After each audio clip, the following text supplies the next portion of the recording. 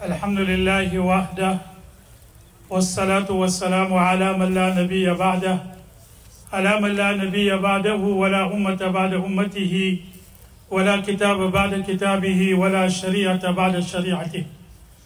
Amma ba'du, fa'udhu billahi minash shaitanir rajim, bismillahir rahmanir rahim. وَمَنْ يَرْغَبُ عَنْ مِلَّةِ إِبْرَاهِيمَ إِلَّا مَنْ سَفِهَ نَفْسَهُ. صدق الله العظيم. My dear respected ulama, elders, brothers, we begin by praising Almighty Allah subhanahu wa ta'ala, sending salutations upon our beloved Nabi Kareem sallallahu alayhi wa sallam.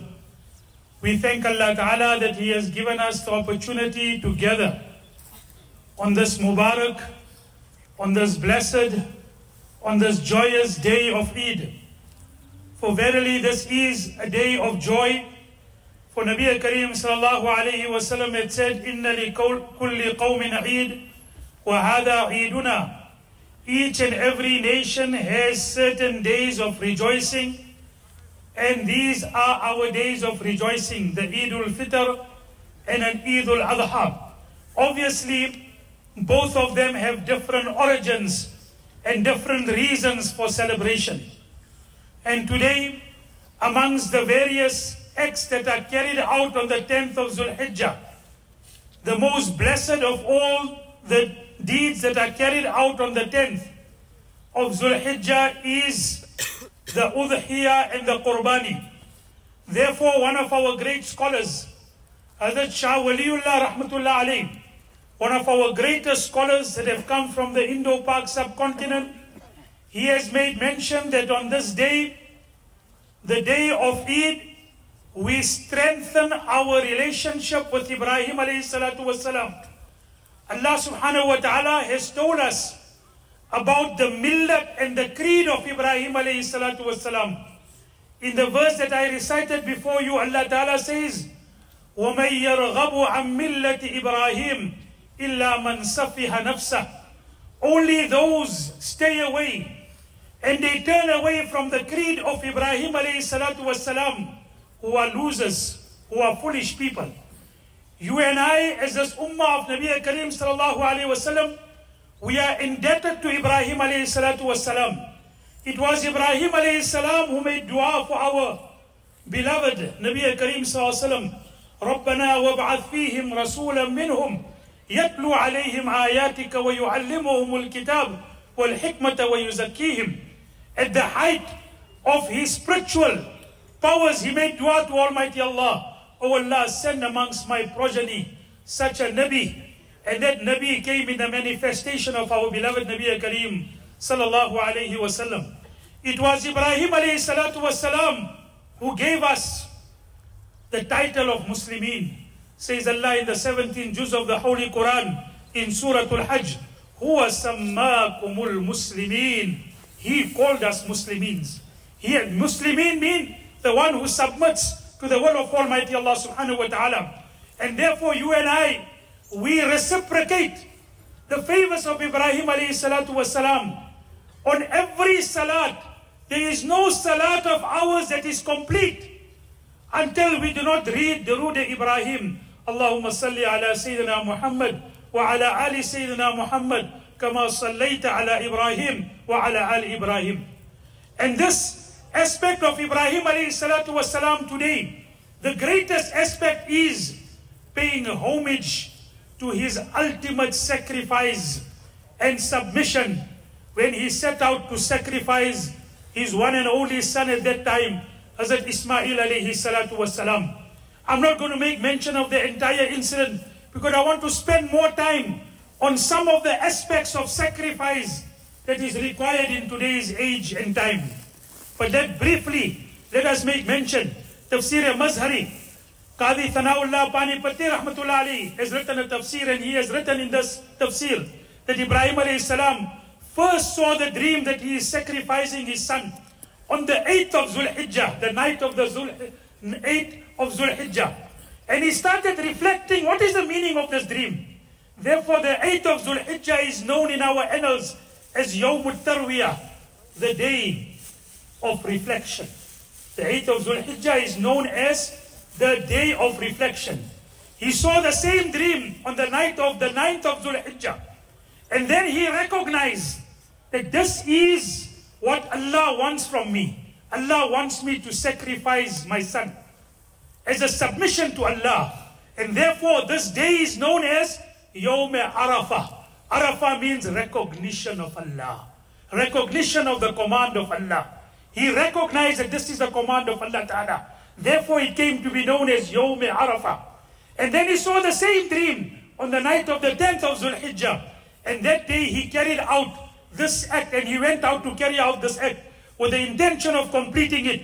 And therefore that day is known as Yawmun Nahar, the day of sacrifice.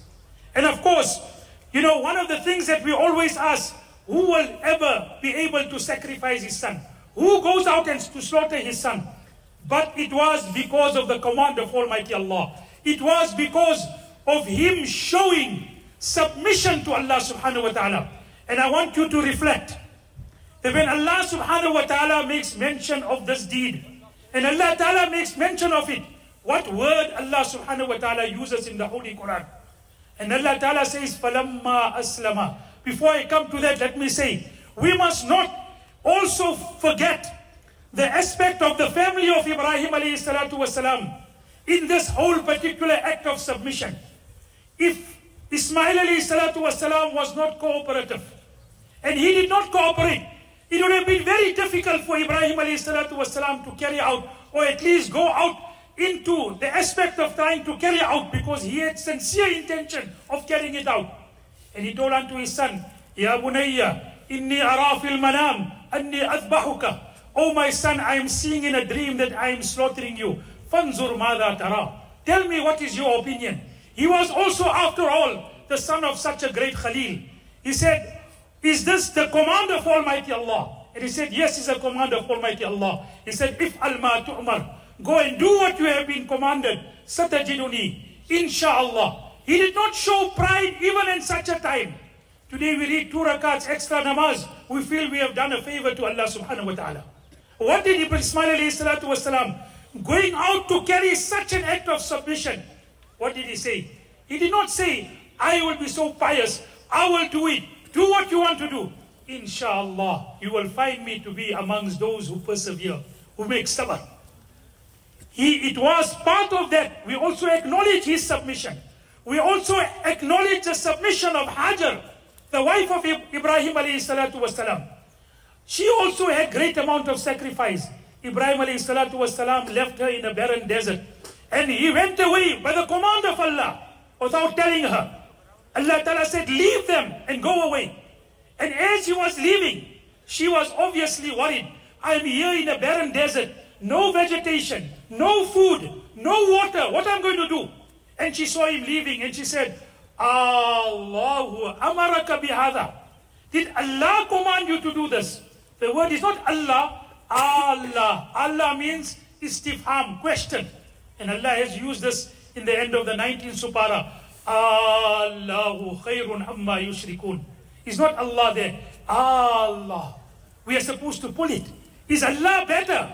Or is the many idols you worship better? Allahu amaraka bihada. Did Allah command you? And he nodded in the affirmative. And he said, and she said, if Allah commanded you, then He will not lose us. He will take care of us. So, and of course, it's not part of following Ibrahim alayhi salam that you're going to leave your wife in the desert. Just remember that. That is not part of it. This is just, that is what they were commanded. That was the wahy of Almighty Allah subhanahu wa ta'ala. And then, I was just making mention of the point. What did Allah use? What words did Allah use when both the son and father were ready to carry out this act? فَلَمَّا أَسْلَمَا. When both of them submitted. Brother, submission is a very, very required attribute in our religion. It comes even before amal. It comes even before doing any deed. And what does Allah Ta'ala say? سَمِعْنَا وَأَطَعْنَا. Our imams read it after every salat. What does it mean? Oh Allah, I have submitted to your command. And inshallah, now I will act. First submission, then act.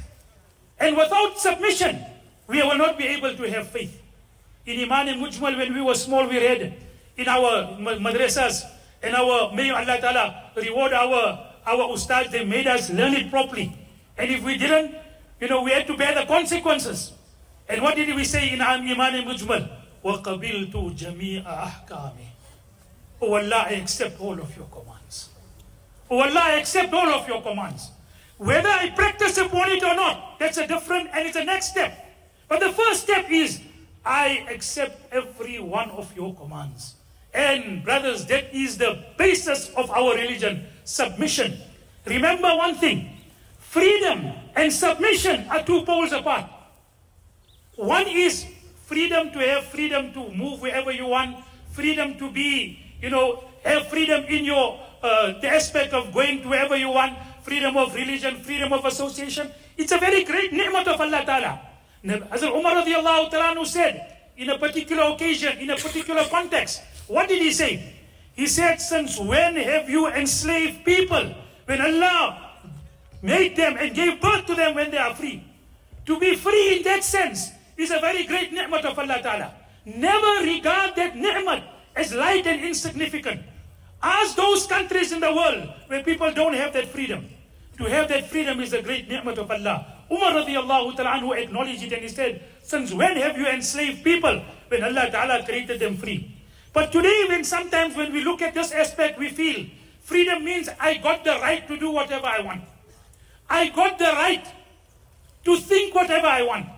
I got the right to make my own opinions. You might have that right if you are not a Muslim. I can think whatever I want. I can have whatever opinion I want.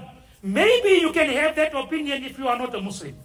But if you are a Muslim, you have, by the very nature, when you read the kalima, you have given a commitment that you will submit your will, your actions, your thoughts, your opinions to the command of Almighty Allah subhanahu wa ta'ala. Then you are not free to think whatever you want. You are not free to do whatever you want. Your thoughts, your opinions, your actions have to submit to the command of Almighty Allah. لا يؤمن أحدكم حتى يكون هواه تبعا لما جئت به. None of you is a believer until he subjects his desires, his thoughts and opinion to Almighty Allah subhanahu wa ta'ala and his commands. And that is what Allah subhanahu wa ta'ala makes mention with regard to Ebrahim alayhi salatu wasalam. What did he say? When he was out to command to slaughter his son, who does it? What word Allah used? Aslama. Submit to the command of Allah. Brothers, you and I, we are supposed to have this command of submitting to Allah Ta'ala. And this is what we learn from this action. And this action of Udhiyah and Qurbani is not something to be done by proxy, by sending it out to foreign countries. Remember what I'm going to say. Udhiyah and Qurbani is not an act of charity. It can be used for charitable causes. But the essence of Qurbani, Nabi Karim Sallallahu was asked, Ma hadhihi al-adahi. What is Qurbani? He said, Sunnatu abikum Ebrahim. It is to follow the sunnah of your forefather Ebrahim alayhi salatu wasalam. It can be used for charitable causes, but it is not an act of charity. There are other many virtues of charity which are made mention in the Quran and Hadith. Udhiyah is to submit, to learn submission, to learn sacrifice from the action of Ibrahim alayhi salam. And therefore when Nabi Karim sallallahu alayhi wasallam was asked, what is adahi? He said, Sunnatu abikum Ibrahim, the sunnah of your forefather Ibrahim alayhi salatu wasalam. And brothers, I would just like to go on. I can make mention of the whole incident. But you see, Moulana Abul Hassan Nadwi rahimahullah, one of our great scholars, he went to Pakistan towards the end of his life. And there he gave a talk on sacrifice. You see, today we very glibly and very easily use the word sacrifice. We make a little bit of sacrifice, we feel that we have done tremendously. He said each and every action in our Sharia has got a lineage and it's got an origin. Every act in Sharia has got a lineage and origin. Every masjid that is established in the earth, the lineage and the origin is Kaaba and Baytullah, which Ibrahim alayhi salatu wasalam made the first house of Almighty Allah in this earth. Every educational institute has got an origin and a lineage. Every educational institute, the origin and the lineage goes back to Sufa in Masjid al-Nabawi. And sacrifice, the origin and the lineage of it goes to Ibrahim alayhi salatu wasalam, sacrifice, the original and the ultimate sacrifice. And then he said, in today's time, it is not commanded and it is not required, and it is not permissible for you to go and slaughter your son. If anyone goes and go and tell his son that I saw a dream that I am slaughtering you, it is haram for him to carry it out. It is not required from you today, in today's time, to go and sacrifice your son. So Ebrahim, Muhammad Hassan Nadwi Rahimahullah said, there are 3 types of sacrifices that are required in today's time. Compared and given the climate and the environment that you and I are living in. And he makes mention of it. And he said it in Pakistan, a place where over 100,000 people gave their life for an ideal. Pakistan ka matlab kya? La ilaha illallah. They gave their life for an ideal that the country will be ruled according to the Sharia. It did not turn out according to the sacrifice that was made. It's a different matter why it didn't turn out. Allah subhanahu wa ta'ala knows with regard to it. But they gave their sacrifice. In that land, Moulana Abul Hassan Nadwi Rahmatullah said, 3 sacrifices required in today's time. One is a sacrifice of Khalid bin Walid radiyallahu ta'ala. Khalid bin Walid, the greatest general not only in Islamic, in human history. Whenever it was known that Khalid is a general of an army, it was taken for granted that that particular army is going to win the battle. Not once did he lose any battle in which he was a general. At such a time, with such a general, with the most successful general in the history of mankind, Umar radiallahu anhu writes a letter and gives a command, a proclamation, sends it on the eve of one of the most important battles in the history of Islam. Remove Khalid from being the general, change him and bring Abu Ubaidah ibn Jarrah. Now, Umar radiallahu anhu had a vision. The vision was, everyone was starting to say, if Khalid is in the battle, Muslims are going to win. And it was taking people away from directing their attention to Almighty Allah subhanahu wa ta'ala. That was his vision. And Allah ta'ala in the Holy Quran has made mention of it to such an extent that when Nabi Karim sallallahu alaihi wasallam on Battle of Badr took sand, threw it in the direction of the non-Muslims, and for a moment they were temporarily blinded, which changed the course of the battle. For the first time, doubt came into their mind. Allah Ta'ala, although that action was Nabi Karim sallallahu alaihi wasallam, but Allah Ta'ala also didn't refer it to Nabi sallallahu alaihi wasallam. وَمَا رَمَيْتَ إِذْ رَمَيْتَ وَلَكِنَّ اللَّهَ رَمَى. You didn't bring the effect of that throwing of the sand, but Allah Ta'ala did it. So Umar radiallahu anhu want to say, we will gain victory with or without Khalid. That was his mindset.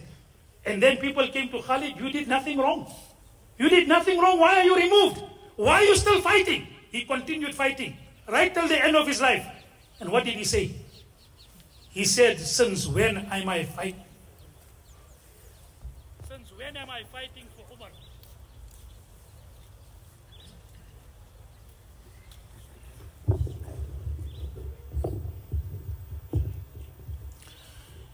He said, since when am I fighting for Umar? I am fighting for Allah. Brothers, that is one of the sacrifices required in today's time. To do everything for the sake of Almighty Allah subhanahu wa ta'ala. Hazrat Moulana Abul Hassan Nadwi Rahimahullah makes mention, and he said, today we have organizations, we have jamaats, we need it for the proper running of our affairs in the community. But he says, remember, the organizations and the jamaats and the personalities are there to serve the collective, to serve the creed. It's not the other way around. The organizations, the jamaats and personalities can be sacrificed for the sake of the cause, for the sake of the millet and the creed. And it cannot be the other way around. The religion and the collective cannot be sacrificed for the jamaat, for organizations and personalities. So the first lesson and sacrifice we require today is to do something solely for the sake of Allah. My dear respected elders and brothers, there is no limit to what a person can do when he doesn't worry who gets the credit. The second type of sacrifice that is required in today, which Moulana Abul Hassan Nadwi Rahimullah has identified, is the sacrifice of Hazrat Hassan radiallahu ta'ala anhu. Hazrat Hassan radiallahu ta'ala anhu, after his father was martyred, and he was told that he is going to be the Khalifa and part of his Khilafat ended of the Khilafat Rashida. At that time, Hazrat Hassan radiallahu ta'ala anhu entered into a peace agreement with Muawiyah. he relinquished his right to Khilafat. He relinquished his right to Khilafat. And such a time when the emotional support of the Ummah was with him. Because after the martyrdom of his father, more and more emotional support came with him. The moral authority was with him. The moral authority was with him. The moral rightness was with him. The moral and the emotions of people with him. In such a time, Hazrat Hassan radiallahu ta'ala signs a peace agreement and giving rise and manifestation to what Nabi Karim sallallahu alaihi wasallam, one day on the mimbar of Nabi Karim sallallahu alaihi wasallam, Abu Bakr radiallahu ta'ala reports, Hazrat Hassan was with Nabi Karim sallallahu alaihi wasallam, and Nabi Karim sallallahu alaihi wasallam said, Inni hada Sayyid. This grandson of mine is a leader. He is a leader. Because of him, Allah will bring the ummah together. Because of him, Allah will bring the ummah together. And Hassan radiallahu ta'ala, when the moral authority, when the emotions of people with him, he signed an agreement. Someone told him, you are a sellout. And I'm not going to use the sellout in any particular reference of nowadays political situation. They told him, you are a sellout. And what did he say? Hazrat Hassan radiallahu ta'ala said, shame is better than flame. To be accused of being a sellout is better than having the blood of the Muslims on my hand. And of course we know, in the time of Hazrat Ali radiallahu ta'ala, Sahaba they confronted one another, and so many of them were killed. So many of them were martyred. And someone had so truly said, the greatest tragedy in history is not when truth confronts falsehood. That is going to happen. And if truth confronts falsehood and the people of truth die, they are martyrs. The greatest tragedy in history is not when truth confronts falsehood. That has and will continue happening. The greatest tragedy in history is when truth confronts truth. The greatest tragedy in history is when truth confronts truth. And that is what happened. And Hassan radiallahu ta'ala could not see it. And it is made mention that Hazrat Fatima brought Hazrat Hassan and Hussein to Nabi Karim sallallahu alaihi wasallam and said, make dua for my children, O Prophet of Almighty Allah. Nabi sallallahu alaihi wasallam made dua for them. And he said an amazing thing. He said, I made dua to Almighty Allah to give Hassan my dignity and leadership. And I made dua that Allah Ta'ala grants Hussein radiallahu ta'ala my generosity and my courage. Hussein also adopted a path. Hassan also adopted a path. And both of them were correct in their respective times. The path of Hassan radiallahu ta'ala, Moulana Abul Hassan identified as one of the sacrifices required. What did he say? He said, for the sake of my khilafat, I don't want even the blood of one person so that I can become the Khalifa. He said, what will happen to me if I assume khilafat on the blood of Muslims? And Allah Ta'ala will question me, and the blood of Muslims will come and say, why was my blood spilled? Brothers, today I don't need to give an elaboration with regard to what is happening in the Muslim Ummah with regard to disunity. This is one of the sacrifices required, the sacrifice of Hassan radiallahu ta'ala to put the unity, the peace, the love of the Muslim Ummah in the forefront. That is a second sacrifice which Hazrat Moulana Abul Hassan Nadwi rahimullah in his talk in Pakistan had identified. I would have loved to have, given more elaboration with regard to it, but I don't have the time. The third and the last one with regard to what type of sacrifice that is required, it is a sacrifice of Umar bin Abdul Aziz rahmatullah alayhi. Umar bin Abdul Aziz rahmatullah alayhi became the Khalifa. Long story how he became the Khalifa. When he became the Khalifa, before that he was a governor of Medina. They said when he became the governor of Medina from where he was staying, his goods came to Medina on the back of 40 camels. He used to wear clothes. That one clothes was equivalent to 400 dirhams. 400 dirhams. And that also you say, it is not fine enough. It is not good enough. Can't you get something that is more expensive for me? Then he was made the Khalifa. And his whole life changed. And how someone had said so beautifully, sometimes the potential of a person needs a moment of truth to blossom. And that it was with Umar bin Abdul Aziz rahmatullah alayhi. Thereafter, someone one day brought him a cloth of 14 dirhams. And he said, it is too expensive for me. Go and change it for something that is even less than that. His simplicity that he had at the time when he was a Khalifa was something that never mind other rulers, even saints could not match. He returned all the rightful. He gave everyone their rightful rights. He restored justice. He brought justice. Whatever anyone had been treated unjustly, he gave them back whatever was supposed to be theirs. He used to cry out of the fear of Almighty Allah. He had such great degree of sacrifice, even while he was a Khalifa. One day, he saw his daughters.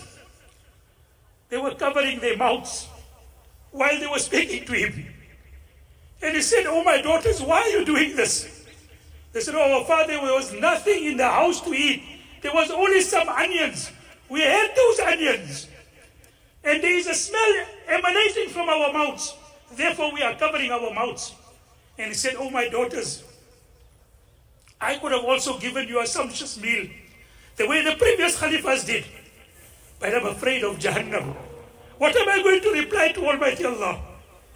His wife one day saw him weeping. He was weeping profusely. And she said, "Why are you weeping so much?"